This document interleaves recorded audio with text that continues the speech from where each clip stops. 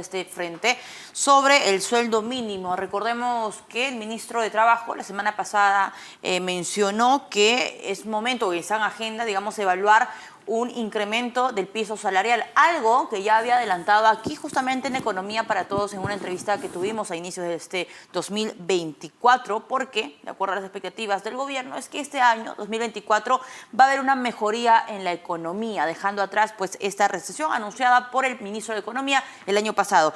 Paola, ¿cómo estás? Bienvenida. Muchas gracias, Valeria, por la invitación.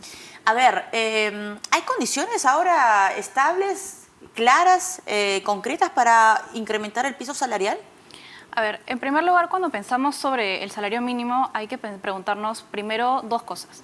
La primera es, ¿para qué exactamente cuál es el objetivo principal de que exista un salario mínimo? No es que, digamos, si aumentamos el salario mínimo, esto no significa que van a aumentar los salarios para todos, ¿no? Claro. El salario mínimo está para poder proteger a aquellas personas que tienen menos capacidades, están menos capacitadas, Claro. tienen una menor experiencia y que tengan por lo menos un piso salarial para que cuando entren al mercado laboral tengan ese, exacto.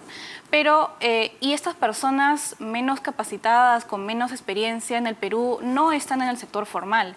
Entonces, y en el sector formal es justamente donde directamente aplica el salario mínimo. Entonces, si es que nosotros nos ponemos a conversar para incrementar el salario mínimo, tenemos que darnos cuenta de a quiénes en realidad estaría esto beneficiando, y en realidad nosotros hemos calculado que solamente alrededor de 2% de los trabajadores de todo el país estaría beneficiado directamente por el salario mínimo, y este 2% solamente son trabajadores formales. O sea, es decir, el 2% seguimos, de una muestra minúscula, claramente, que es la composición. Solo formales, y los informales seguirían enfrentando estas barreras que existen para poder encontrar empleos de calidad. Entonces, ahorita el momento definitivamente es importante que establezcamos un mecanismo formal, un mecanismo predecible para establecer el salario mínimo, pero el enfoque debe estar justamente en que este cálculo, esta actualización, sea predecible, se adapte a las condiciones del mercado laboral, pero no únicamente centrarnos en que hay que subir el salario mínimo para que suba el salario de todos los trabajadores, porque sabemos que esa no es la dinámica correcta. Ahora, ¿cuáles son los sectores, digamos, más donde se concentra el menor porcentaje de trabajadores formales que podrían verse beneficiados con el salario mínimo? Claro, bueno, principalmente, por ejemplo, el sector agrícola, ahí alrededor del 90, más de 80% son trabajadores informales, y nosotros hemos calculado también este nivel de cumplimiento del salario mínimo por sectores, y el sector agropecuario es el sector en el que más o menos el 60% de trabajadores recibe un ingreso menor al salario mínimo, justamente porque están la mayoría metidos en esta informalidad, ¿no? Otros sectores también como altamente informales, como el comercio, sectores de servicios. Claro. Ahí es donde está el grueso de la población más vulnerable, y un salario mínimo más bien un salario mínimo más alto, más bien lo que haría no sería incrementar su salario directamente, sino que les pondría mayores barreras. Exacto. Ahora, ¿cuál es la relación entre subir el salario mínimo y aumentar la informalidad? Porque también se habla mucho, no sé si es un mito, no sé si de verdad es una idea con algún sustento económico. ¿Es así esto? A ver, justamente hay que pensar también en qué implica subir el salario mínimo, ¿no? Para las empresas, sobre todo las empresas más pequeñas, pagar un salario mínimo de sus trabajadores es bastante costoso, relativamente, ¿no? Para el nivel de ingresos que ellos enfrentan. Entonces, aumentar el salario mínimo aumenta directamente ese costo salarial de contratar, y no solamente eso, sino otras contribuciones que dependen del nivel de salario mínimo, ¿no? Entonces, se va incrementando así el costo de contratación de las empresas, y finalmente para las más pequeñas sobre todo, esto simplemente significa que no van a tener, van a tener desincentivos para contratar trabajadores de manera formal, y van a preferir hacerlo de una manera informal, de repente con salarios incluso menores al mínimo. Claro. Entonces, ese es el riesgo. En este caso, ¿cómo hacemos para que este incremento del piso salarial, Paola, sí pueda, digamos, beneficiar a la mayor cantidad de trabajadores posibles?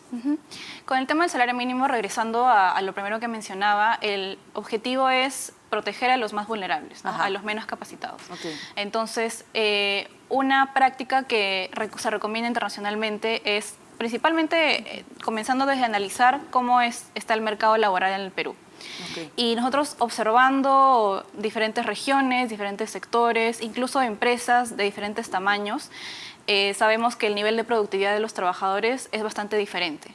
No es diferente la productividad en el sector agrícola que en el sector construcción, o en Lima que en otras regiones, ¿no? Entonces, algo que se recomienda, por ejemplo, lo que recomienda la OCDE es tratar de pensar en esta posibilidad de establecer salarios mínimos diferenciados, cosa que en las zonas rurales podría haber un salario diferenciado que un poquito quizá más bajo, que esto permita entonces a los trabajadores poco capacitados de ahí que tengan una mayor posibilidad de entrar a un empleo formal.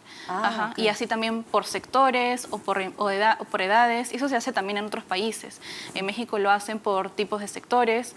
En otros países también evalúan el nivel de calificación que requiere cada sector. Entonces, eso es una alternativa que todavía no se ha discutido aquí en el Perú y debería empezar a ser una posibilidad.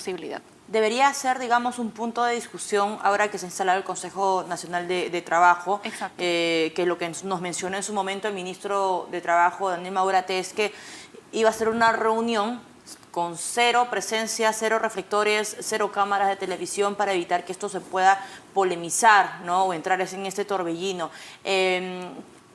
¿Cuál crees que podría ser uno de los errores garrafales que podría tener el nuevo cálculo de un salario mínimo vital en nuestro país? Bueno, la primera cosa que hay que considerar es que se pongan todas las reglas y condiciones posibles para que este salario mínimo, esta regulación, no vuelva a ser utilizada de manera política. Okay. Porque en los últimos 20, 25 años, la gran mayoría de aumentos del salario mínimo se dio con fines políticos, cuando había elecciones o cuando había una baja aprobación presidencial. Entonces, debe haber mecanismos claros, una periodicidad definida, debe haber una entidad... ¿Cuál debería ser una periodicidad mínima? Algo estándar que se utiliza son, por ejemplo, cada 2 años se debe evaluar, revisar, o cada 2 años definitivamente establecer que se va a modificar, pero el hecho es que esté definido y que no sea arbitrario, ¿no? Luego que también haya una entidad o un par de entidades que tomen esa decisión siempre, que sin su no pase la aprobación. ¿Quiénes podrían ser esas entidades? Se suele considerar al Ministerio de Economía, porque tiene que evaluar las situaciones la situación del mercado laboral y económico en general, el Ministerio de Trabajo y bueno, en realidad debería partir desde la evaluación que se haga desde el Consejo también Nacional de Trabajo, ¿no? Entonces, pero ahí también hay que ir evaluando, por ejemplo, qué pasa si no hay una concordancia entre un ministerio y el otro, o si se establece Ejecutivo y Congreso, qué pasa si no están de acuerdo. Hay que establecer también un mecanismo para que se tome una decisión definitivamente, ¿no? Si no están de acuerdo, ya, entonces que pase la opinión de tal ministro. Entonces, todo eso debe estar totalmente definido y así dar la mayor predictibilidad para los trabajadores y para las empresas, que son para los que implican los costos, ¿no? Qué importante, digamos, es también que en esta discusión estén los gremios, los sindicalistas, ¿no? Los sindicatos de distintos sectores, la CGTP, por ejemplo, pero también el sector empresarial. Correcto. ¿No? O sea, ¿hasta qué punto, digamos, quién podría ser el mediador? ¿El Ejecutivo? Tiene que ser. Sí, debería darse en las condiciones para que todas las partes puedan dar su punto de vista, ¿no? Las empresas actualmente, hacia fines del año pasado, poco a poco estaban empeorando las expectativas de contratación por estos riesgos climáticos que se avecinaban, o bueno, que se percibían en ese entonces, por también el enfriamiento de la economía. Entonces, si las empresas tienen este panorama negativo, entonces también debe considerarse eso, porque si no lo consideramos, entonces solamente se les va a incrementar los costos laborales para ellos. Ahora, lo ideal por lo que nos estás explicando, Paola, es que no debería discutirse por el momento ningún incremento del piso salarial mientras no se tenga, digamos, un proceso técnico que amerite o que señale cuál va a ser el proceder, ¿no?, de una próxima subida del piso salarial. Sí, exacto. El incremento que se dé, si es que se da incremento, debe estar totalmente justificado por la situación del mercado laboral y la situación de la economía, ¿no? No solamente porque vamos a crecer económicamente significa que el mercado laboral ya está bien, porque no es así. Hay indicadores que indican una mayor precarización del empleo, mayor subempleo, mayores personas que están teniendo empleos solamente con condiciones inadecuadas y sobre todo en la informalidad. Entonces tenemos que considerar eso para recién empezar a discutir el salario mínimo. Tremendo. Paola, muchísimas gracias por acompañarnos en esta tarde. Paola Herrera, economista senior del IPI, estuvo con nosotros. Hacemos una pausa y regresamos con más.